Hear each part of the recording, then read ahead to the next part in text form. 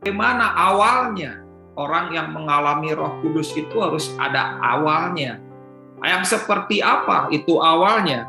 Saya ingin membaca dalam Yohanes 4 ayat 3 sampai 4. Ini adalah awal orang yang mengalami Tuhan, orang yang mengalami Roh Kudus. Ia pun meninggalkan Yudea dan kembali lagi ke Galilea.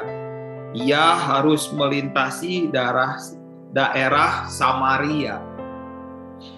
Yohanes ini menceritakan tentang perjalanan Yesus yang meninggalkan Yudea kembali ke Galilea. Sebenarnya perjalanan dari Yudea ke Galilea itu ada perjalanan yang jalan pintas.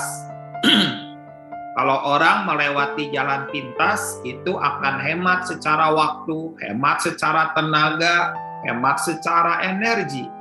Tetapi apa yang Yesus lakukan? Dia tidak memilih jalan pintas, tetapi ia harus melintasi daerah Samaria.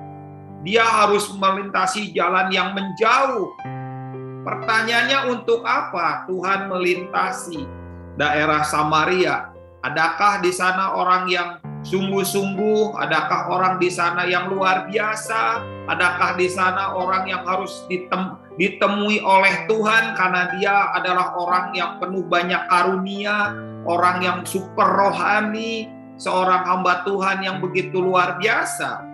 Kelihatannya tidak semuanya. Yang ada, Tuhan harus melintasi daerah Samaria untuk bertemu dengan perempuan berdosa. Kita menyebutnya perempuan Samaria. Tuhan sengaja melintasi daerah itu untuk bertemu dengan seorang yang berdosa. Disitulah perjalanan awal orang yang mengalami Roh Kudus, yaitu Tuhan melintasi hidup seseorang. Disitulah yang harusnya perjalanan awal ini mendapatkan respon yang benar. Perbincangan perempuan Samaria dengan Yesus, kita tahu bagaimana perempuan ini menghindari kerumunan karena sering digosipkan, karena dosanya, karena kegagalannya dalam pernikahan. Dan perempuan Samaria ini akhirnya ngobrol dengan Tuhan. Dan kenapa Tuhan itu mau ngobrol dengan seorang Samaria? Padahal orang Yahudi itu tidak mau ngobrol dengan orang Samaria. Tetapi Tuhan berbincang-bincang dan Tuhan menarik perhatiannya. Itulah awal perjalanan seseorang mengenal Roh Kudus ketika Tuhan melintasi hidup seseorang.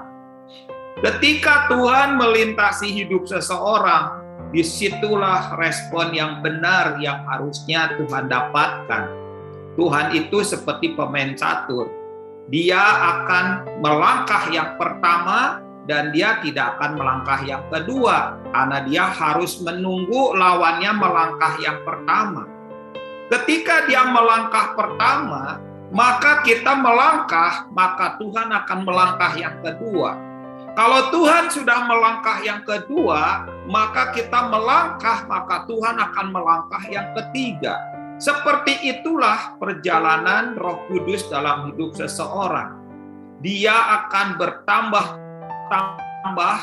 masuk dalam hidup kita ketika terjadi respon yang benar. Ketika hati kita mengeluarkan respon yang benar. Ketika Tuhan menemukan kita respon yang benar, respon hati itu adalah poin yang penting di mata Tuhan. Dan itulah yang membuat perbedaan antara kita semua. Ada orang yang mempunyai respon di awal, setelah itu dia mengabaikan respon selanjutnya. Tetapi ada orang yang selalu berespon setiap kali Tuhan melangkah dalam hidup kita. Setelah Tuhan melintasi hidup kita, setelah Tuhan menjamah hidup kita, setelah Tuhan hadir dalam hidup kita, setelah Tuhan bahkan mengkoreksi dosa-dosa kita, ada orang yang selalu mempunyai respon yang benar. Maka itulah kita temukan perbedaan yang paling menyolok di antara umat Tuhan. Respon yang benar yang membedakan.